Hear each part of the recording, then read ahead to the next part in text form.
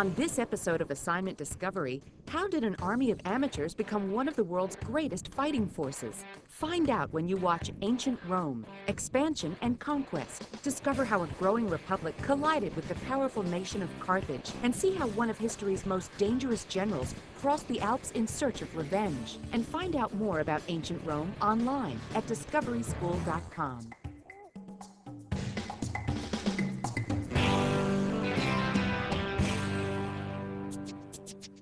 The following program is part of Cable in the Classroom, a service of the cable television industry and your local cable company.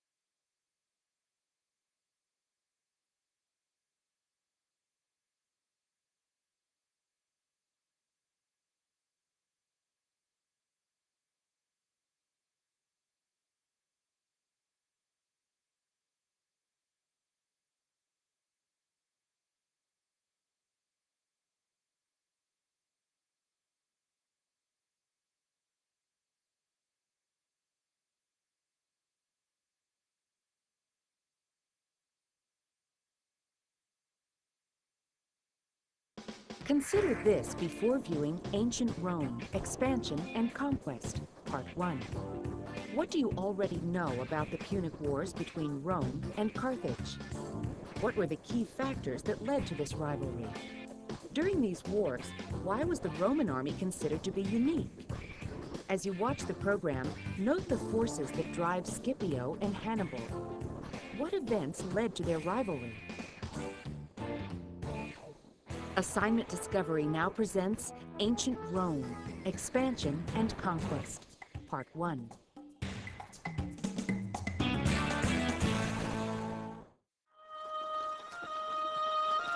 They were the most successful warriors in history.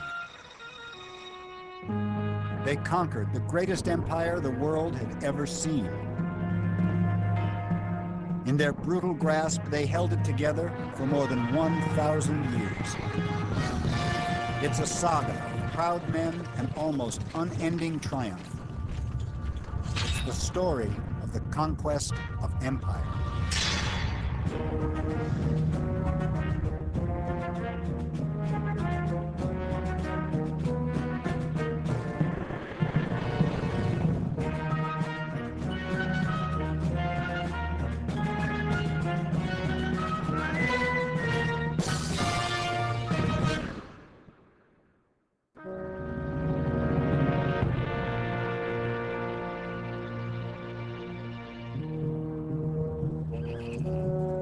One of the greatest rivalries of all time is about to explode into battle. Two men stare each other down. Two empires hang in the balance. 20,000 men will die by the sword. The Roman army is preparing to face the first true threat to its survival, the ancient empire called Carthage. Their leaders are two of the greatest military strategists who ever lived. The fearsome African called Hannibal, and the bold young Roman named Scipio. Whatever its outcome, their contest will change the face of the world for all time.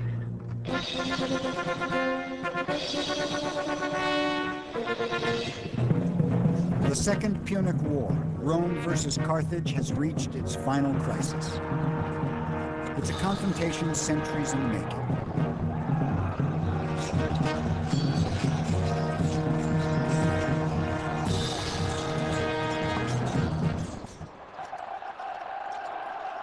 The Roman legions have been a formidable fighting machine since their earliest days. How an amateur army from a minor city grew into a force capable of conquering the world is one of the ultimate success stories of history.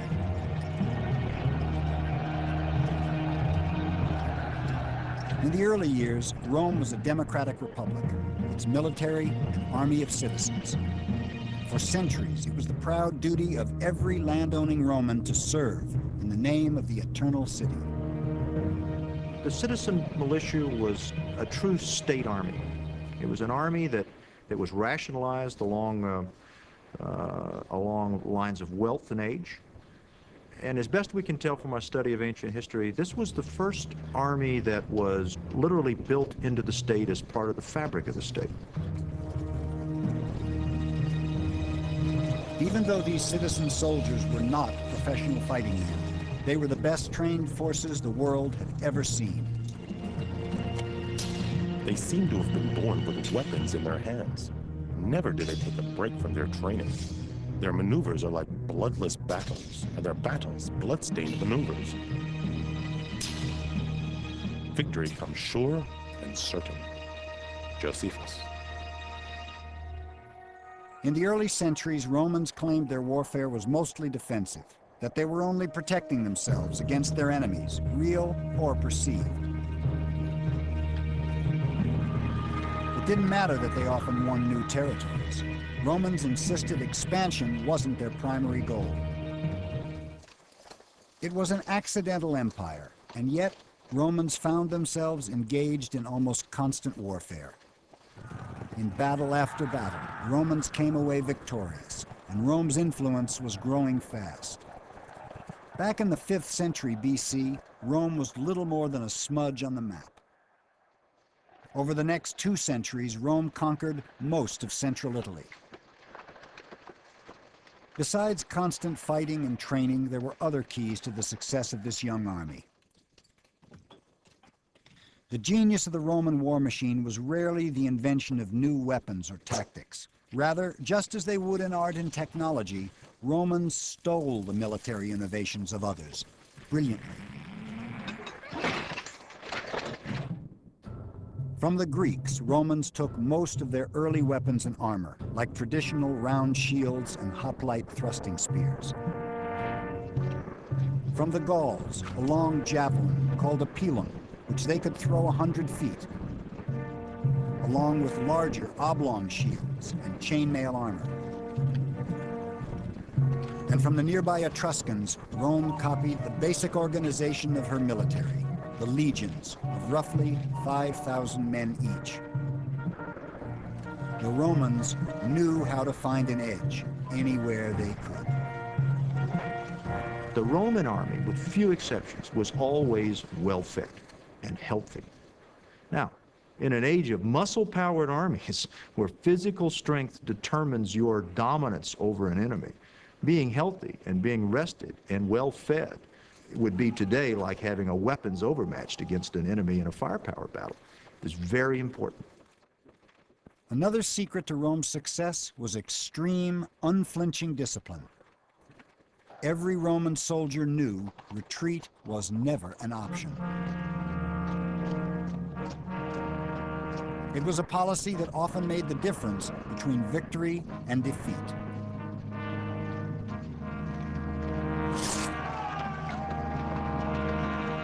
In the eyeball-to-eyeball combat of the ancient world, retreat was almost always the wrong move. 2 men armed with swords and shields find it surprisingly difficult to seriously wound or kill each other. Until, that is, one of them turns and runs. It's far easier to stab an enemy's unprotected back and sides. And so, the bloodiest slaughters occurred when an army panicked, turned their backs, and ran. Thanks to their unwavering discipline, the great Roman legions just didn't panic. By 260 BC, Rome controlled more than 52,000 square miles, the entire Italian peninsula south of the Po River, and she would not stop here. Rome's reach across the map was now bumping elbows with another, much older empire, Carthage. This powerful empire controlled much of North Africa, Spain, Sicily, and Sardinia. First settled by traders from what is now Lebanon, The city of Carthage was founded in 814 BC, before Rome was even a collection of mud huts. Called the Great Jewel of the Mediterranean, Carthage was rivaled by no other city on earth, least of all young Rome. Little is known about the Carthaginians, who left behind almost no written record. What is known comes from archaeological finds and stories passed down by the Greeks and Romans.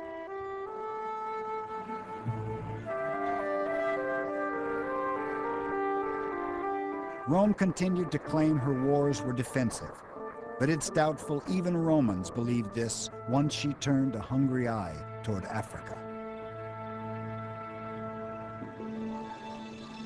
265 BC. The First Punic War with Carthage seemed horribly one-sided. Carthage was a great sea power, and Romans had never fought a single battle at sea.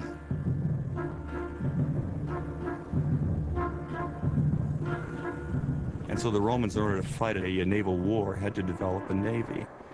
And they got a break early in this war when they found a Carthaginian warship that had accidentally washed up on the shore of the Italian coast after having been abandoned by its crew during a storm. And they closely studied the Carthaginian vessel. They took it apart, found out how it was built, and then built hundreds of exact replicas of this Carthaginian ship. So the Romans now had a fleet. New to naval warfare, the Romans had to find a way to turn things to their advantage. They soon found the answer. Instead of bombarding from a distance, Roman soldiers boarded the enemy's ships using a specially designed plank called a corvus. In hand-to-hand combat, Roman legions were just as deadly as on land.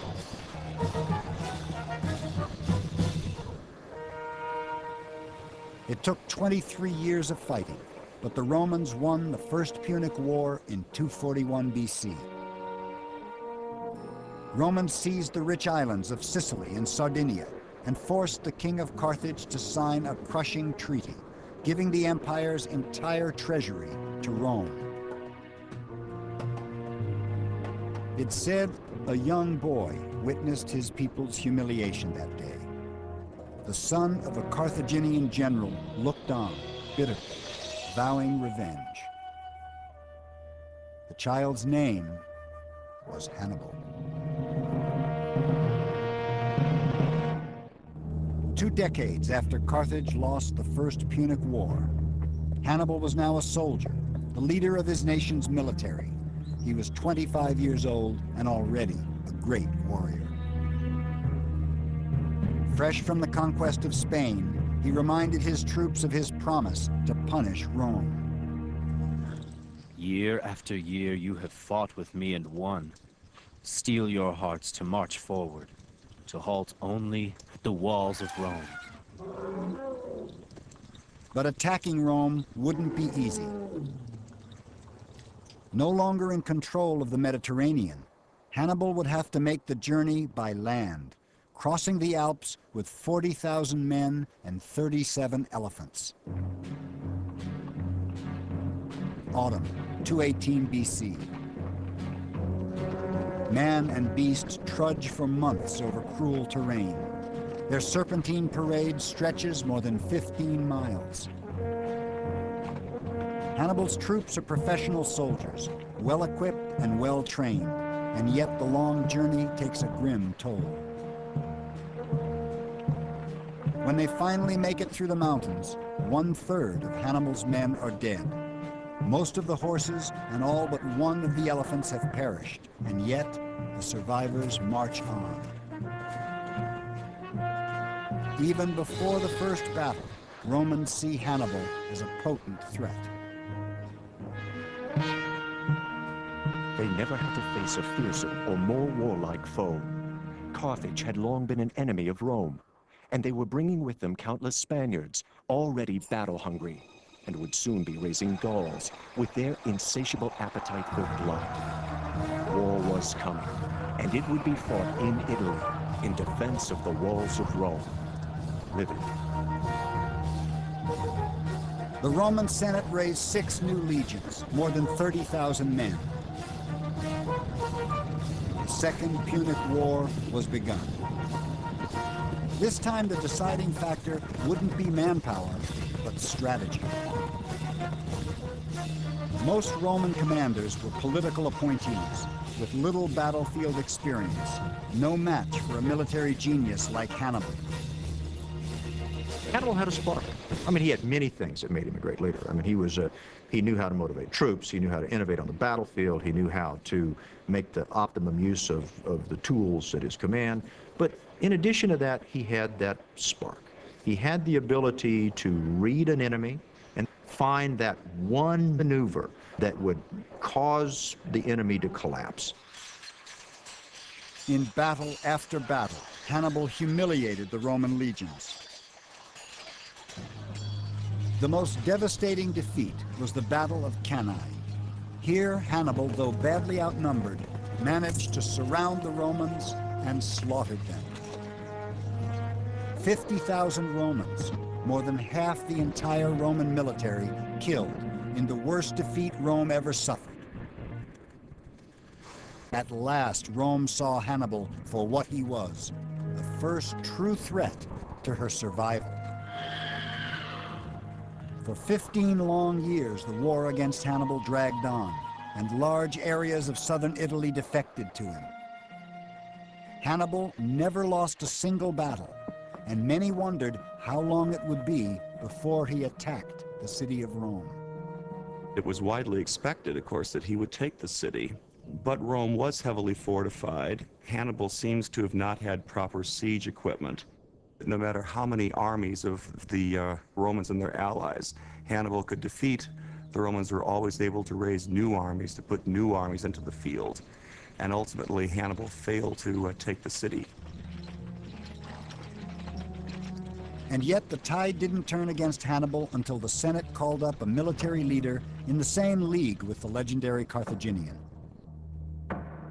Publius Cornelius Scipio had the cunning and the charisma to match the so-called Scourge of Rome. The son of a general and a survivor of the Battle of Cannae, the young Scipio studied Hannibal's tactics closely. Then in 204 BC, rather than confront Hannibal in Italy, Scipio had a brilliant but risky plan, an end run. He sailed to Africa and invaded the empire of Carthage. Carthage was forced to respond, recalling Hannibal from his 17-year torment of Italy. It was the moment of truth. Scipio and Hannibal would fight a single battle to decide the Second Punic War, the Battle of Zama. The two armies gathered forces in the countryside of what is now central Tunisia. Outside the ancient city of Zama, Scipio confronted his arch-rival, Hannibal.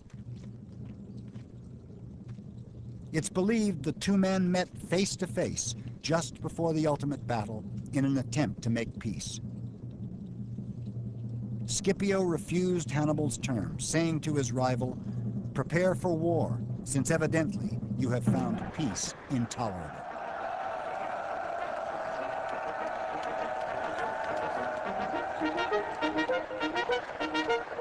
The two sides were well matched, with about 34,000 men each, but there were crucial differences. Hannibal had been resupplied with 80 of his dreaded elephants, but Scipio had drilled his troops in new tactics for dealing with the great beasts. The Roman troops would form long corridors to funnel the charging elephants away from the front lines where they do the most damage. Scipio also had the support of thousands of local Numidian cavalry who defected from Hannibal. Renowned as the best cavalry in the world, the horsemen added to Scipio's edge.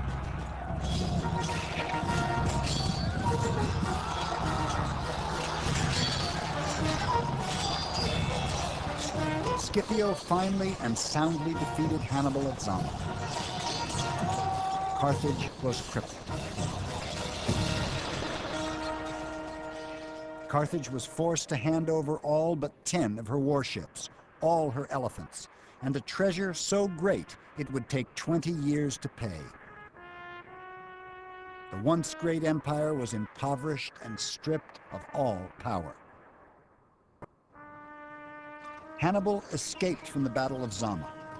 For a time, he tried to revive his waning Carthage, but eventually fled into exile in Greece. And though the aging warrior no longer posed any threat, Rome still pursued him, determined to capture the famous scourge. Ultimately, Hannibal denied her the pleasure. Let us free the Roman people of their long-standing anxiety, seeing that they find it tedious to wait for an old man's death. It is no magnificent victory to defeat a man unarmed and betrayed.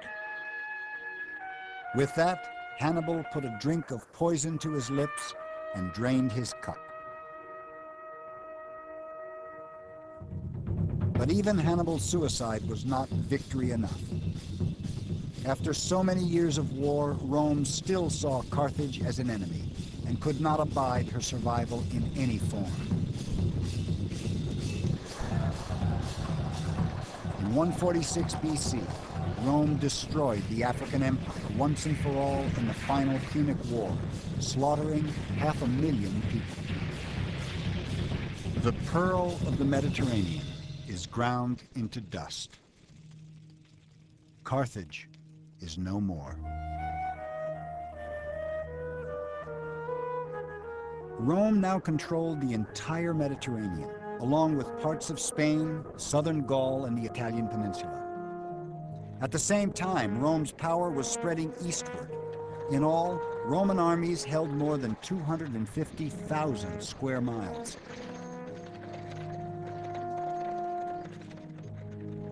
In 3 centuries, a small backwater city had become a dominant world power.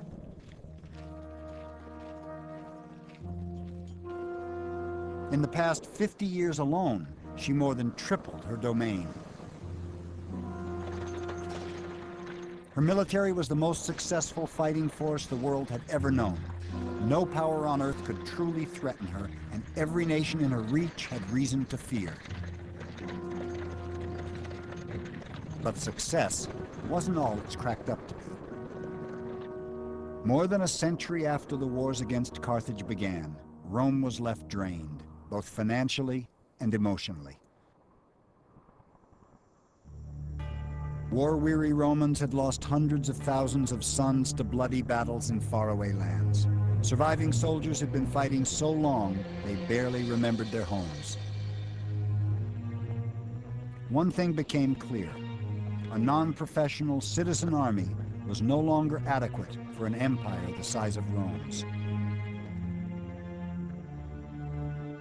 It would fall largely to one man to professionalize the Roman military, a general and politician named Gaius Marius.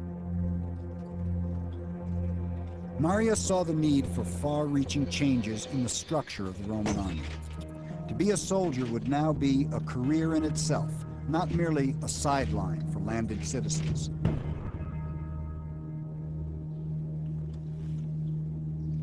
Marius recruited even the poorest Romans into the legions and issued them standardized equipment, making them the best outfitted soldiers in the ancient world.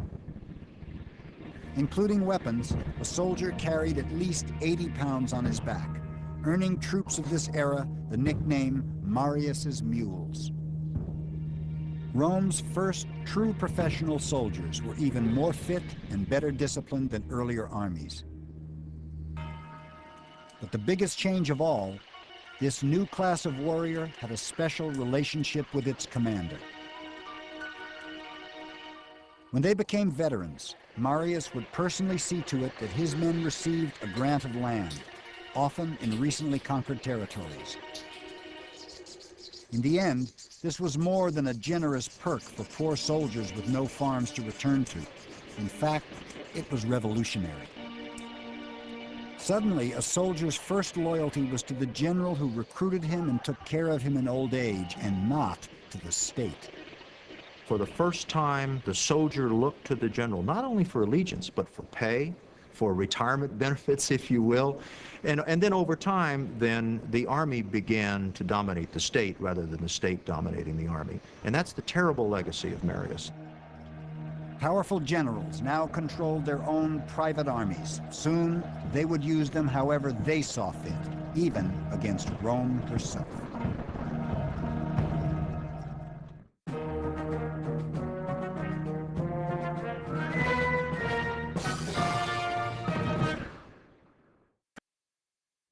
Now that you've seen Ancient Rome, Expansion and Conquest Part 1, talk about this.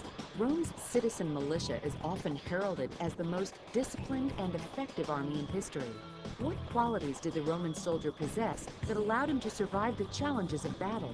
Discuss why the non-professional citizen army eventually was no longer adequate for securing the empire. Now, try this. Imagine you're a Carthaginian soldier under the leadership of Hannibal. Write a journal about your treacherous march through the Alps to Rome. Illustrate your journal with a map of the route. Log on to discoveryschool.com for curriculum materials and resources to support Ancient Rome, Expansion and Conquest. To learn more, Assignment Discovery suggests The Legionary by Peter Conley.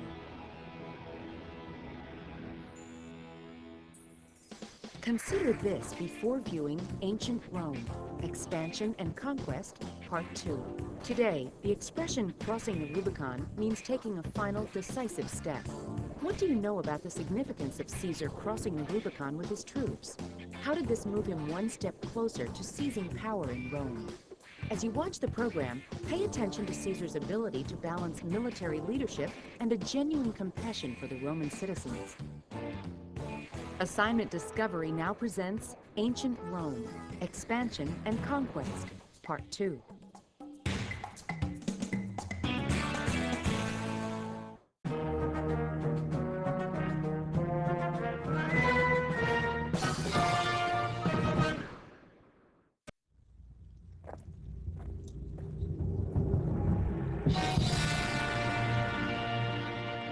By the 1st century BC, a powerful general called Lucius Cornelius Sulla would be the first to cash in on the loyalty of his men.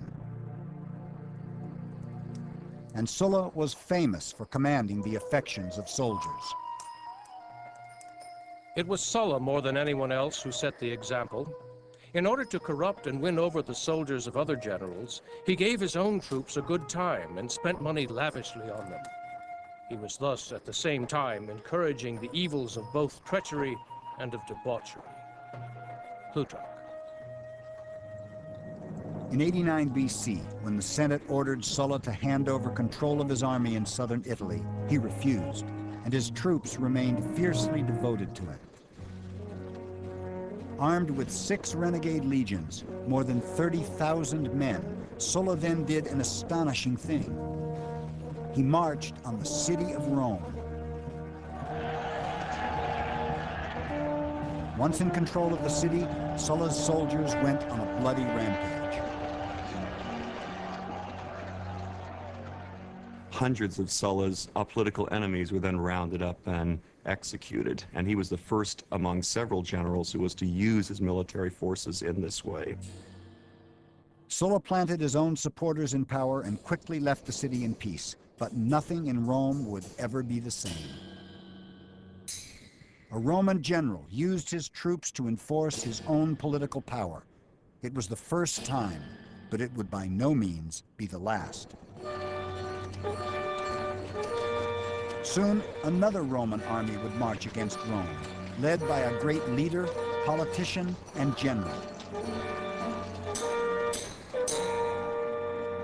A man named Julius Caesar.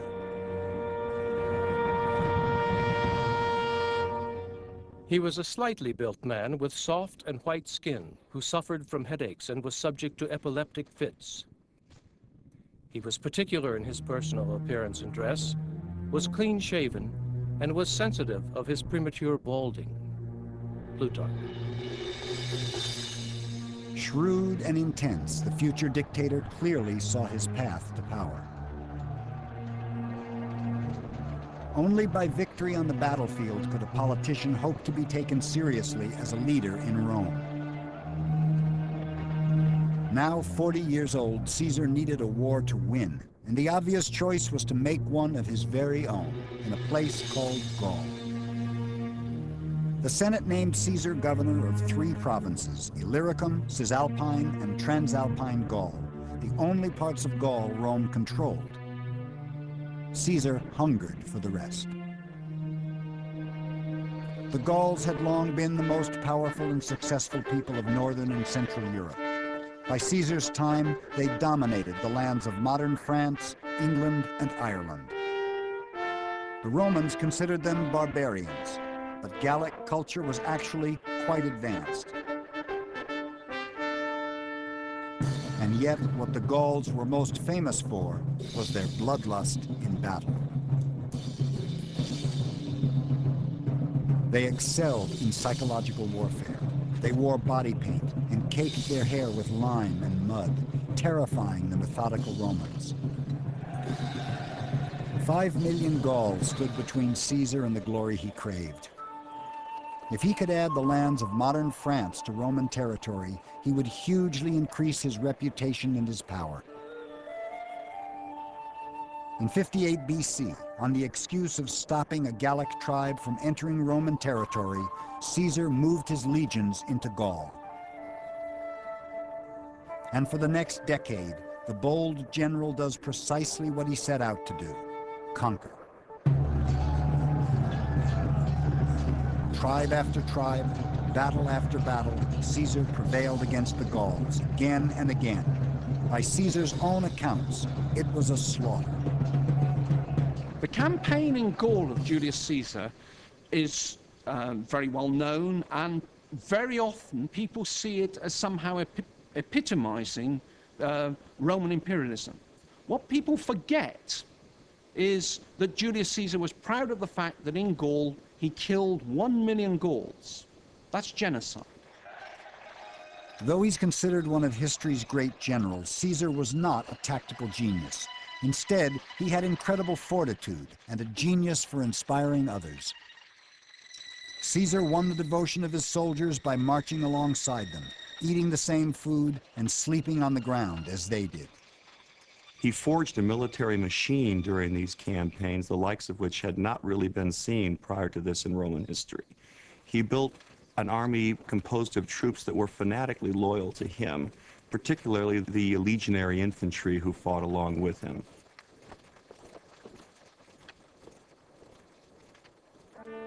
Today, it's called Alise-Saint-Rene in modern France.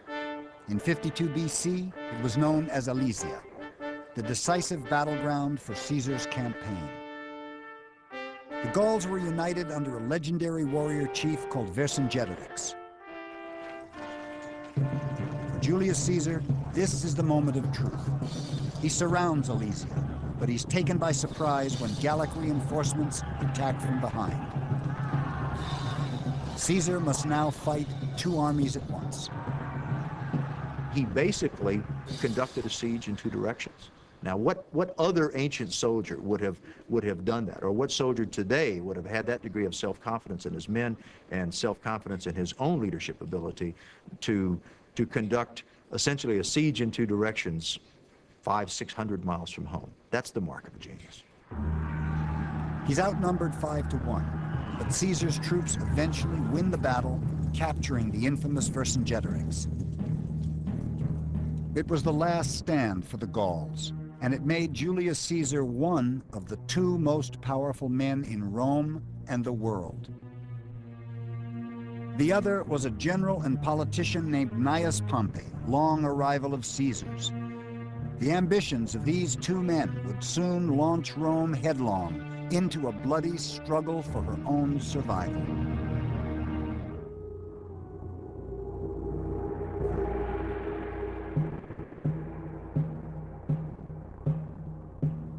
It was never a raging torrent or a great river, but it was destined for a place in history. Its very name has come to mean a boundary and an irrevocable decision. The Rubicon. For Caesar, at first it was simply the southern boundary of his province in Gaul.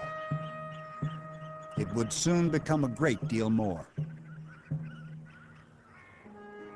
The Senate recalled Caesar to Rome, but ordered him to leave his legions behind. He was between a rock and a hard place. He had to go to Rome, but if he went unprotected, he'd almost certainly be murdered by Pompey's supporters. He believed he had no other choice but to call on the loyalty of his men. It was a high-stakes game of chess using real armies. In 49 BC, in bold defiance of the Senate, Caesar took his army out of Gaul across an unassuming little stream.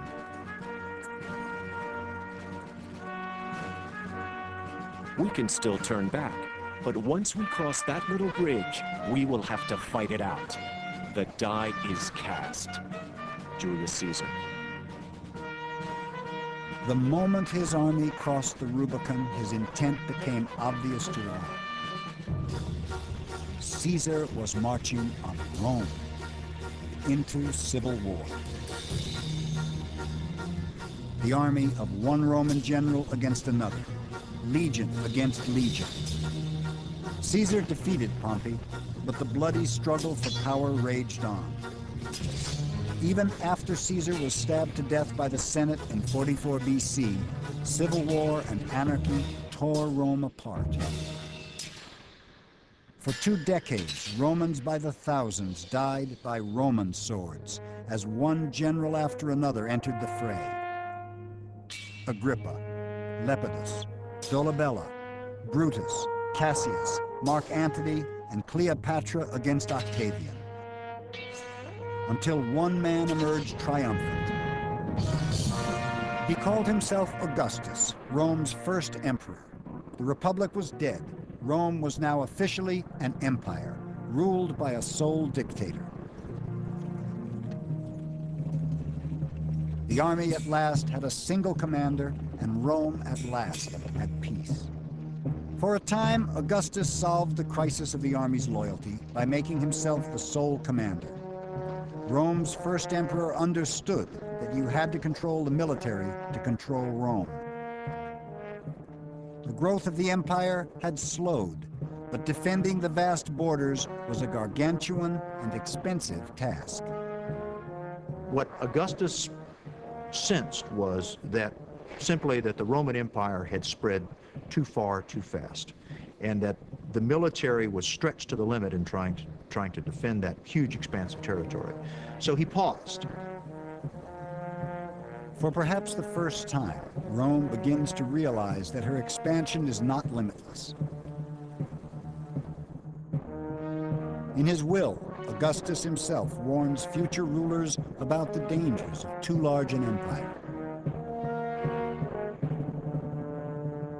Roman territory continues to increase in the 1st century AD, but at a far slower rate. Augustus added Egypt and extended the northern border to the Danube. The Emperor Claudius finally added Britain in 43 AD, but lost some ground to later uprisings. Rebellions in the provinces were becoming far more frequent. More and more voices of dissent were rising from cultures who despised Roman tyranny as never before. The Romans are deadly. Pillagers of the world, they've exhausted the earth by their indiscriminate plunder. A rich enemy excites their lust for wealth. A poor one, their craving for power. Robbery, butchery, and rape, they call government. They create a desert and call it peace. Cagacos. In 66 AD, one relatively minor uprising in far-off Judea would come to haunt the great Roman Empire. A minor religious sect called the Jews rose up against Roman tyranny, passionately resisting Rome's pagan religion. Jewish rebels took control of Jerusalem, then Judea and Galilee. It took 2 years for Rome to reclaim all but Jerusalem, and and 2 more years before the legions ruthlessly took back that city as well. Roman troops burned the sacred Second Temple of Jerusalem and rampaged through the streets, carrying off holy treasures. By 74 AD, the Jewish cause seemed lost, and yet one last group of rebels refused to surrender, holding out in a mountaintop fortress, a spectacular stronghold 1,400 feet above the Dead Sea, Masada. Entrenched atop this mountain, 960 determined rebels looked down on an entire legion of 5,000 Roman soldiers. The haunting outlines of their camps can still be seen today. The Roman forces were experts at siege warfare, relying on catapults, stone throwers, and firebrands. But the natural fortress of Masada proved too steep for siege weaponry to do much damage from the ground. Using thousands of Jewish slaves and their own soldiers, the Romans started building an enormous ramp of stone and dirt to the top of the mountain.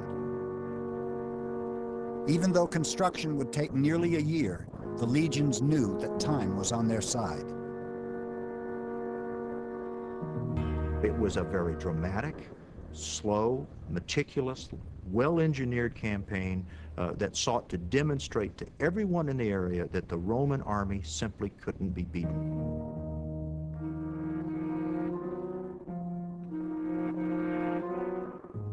Four years after the fighting began, the ramp was complete. Romans bombarded the fortress and set it ablaze.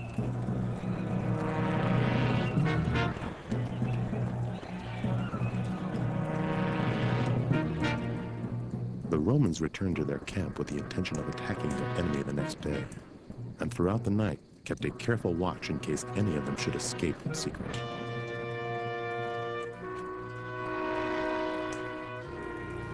But there would be no final battle. In a sense, the Jewish zealots did escape defeat and death by Roman arms. Long ago, we resolved to serve neither the Romans nor anyone other than God himself. We have never submitted to slavery, and we must not now. Let our wives die unabused, our children without any knowledge of slavery. Ben Yair. During the long night, more than 900 devout Jews turned their swords on themselves. Revolts like Masada posed no real threat to Rome's supremacy, but they began to spark a change in the military's role. Scattered uprisings continued to trouble the empire, little by little turning Rome's great army of conquest into an army of occupation. Trajan was the last Roman emperor to substantially add to the empire. Under his rule in 117 AD, the Roman Empire reached 2 million square miles. Trajan added modern-day Romania, Armenia, and lands to the east, expanding the empire to its greatest size ever. He briefly held territory as far east as the Persian Gulf. The legions now patrolled a vast frontier, from the edge of the Sahara Desert to the frigid Carpathian Mountains. From this point onward, Rome concentrated on shoring up her empire. The days of conquest were over. It was the Emperor Hadrian who formalized this policy. Hadrian gets a sense of unease that he has pushed the empire out to its limits, and he did two things. He pulled the army back from its overextension, and then he built a series of beautifully engineered fortifications. The most famous of these barriers is Hadrian's Wall in northern Britain, where remains of the 73-mile-long chain of forts still stand nearly 2,000 years later. But walls proved only partially successful against a threat that would torment the Roman Empire until the very end. The Romans have a single word for all peoples without a written language. They call them barbarians. No one knows exactly why they began to pour into southern Europe during the 2nd century AD. Perhaps climate changes or population growth. Perhaps the lure of the empire itself brought tribe after tribe into Rome. Little by little, pressure mounted on nearly every frontier. When German tribes attacked Rome's borders in 166 AD, it marked a bleak milestone. For the first time since Hannibal's invasion, the Roman Empire was on the defensive. For the next century, wave after wave of migrating peoples followed the Germans into Roman territory. Goths, Franks, Persians, Parthians, Visigoths, and more. And the edges of the empire would crumble until there was no more Roman Empire to penetrate. The dam had sprung not one, but 1,000 leaks. And by the 3rd century AD, barbarians were only one of the empire's mounting crises.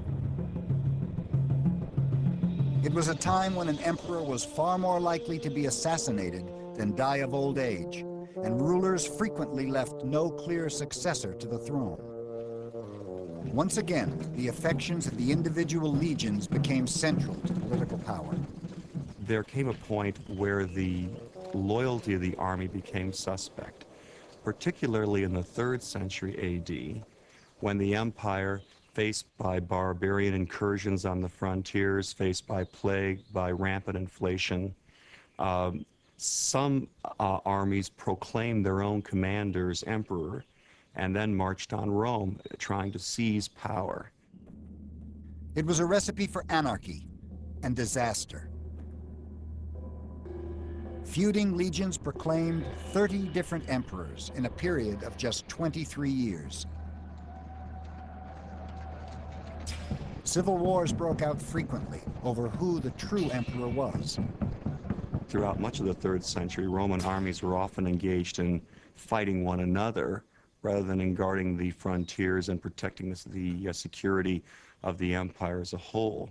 The period of the so-called barracks emperors, the period of military anarchy, is a very interesting period to modern scholars, because I think what it shows is moral collapse of the military leadership in the Roman Empire. And it's a question of allegiance.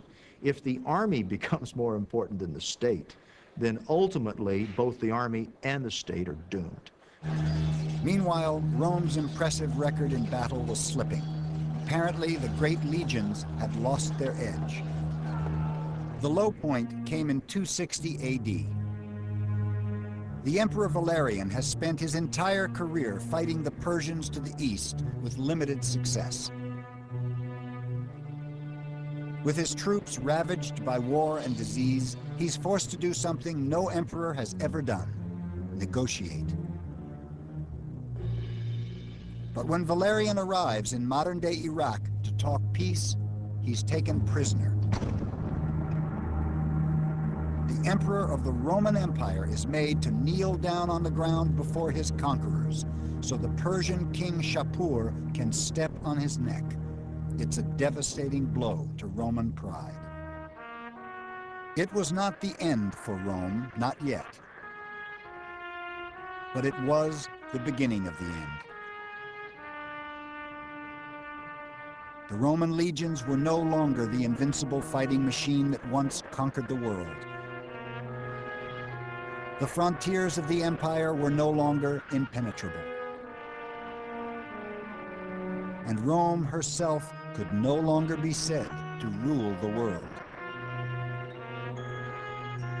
Less than a century after the first barbarians crossed into the empire, one ancient Roman saw this momentous time for what it was. Our history now plunges from a kingdom of gold to one of iron and rust.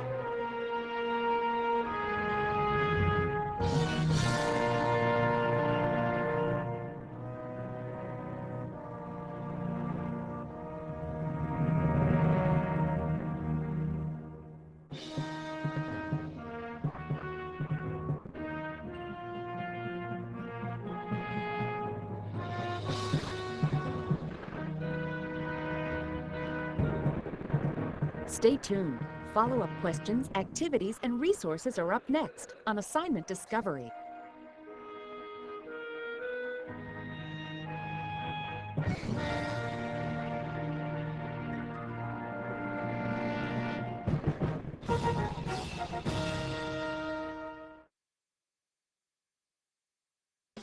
Now that you've seen Ancient Rome, Expansion and Conquest, Part 2, talk about this. Sulla was said to be the first leader to cash in on the loyalty of his men. Discuss the reasons why an army would remain more loyal to its general than to the state. How did a general benefit from this relationship? If an army becomes more powerful than the state, what are potential consequences? Now try this. Research and construct a model or schematic drawing of a Carthaginian warship. Expand your drawing with descriptions of the ship's main features and the roles of crew members. Present your drawing to the class. Log on to discoveryschool.com for curriculum materials and resources to support Ancient Rome, Expansion, and Conquest. To learn more, Assignment Discovery suggests The Cambridge Illustrated History of Warfare, edited by Jeffrey Parker. The preceding program is part of Cable in the Classroom, a service of the cable television industry and your local cable company.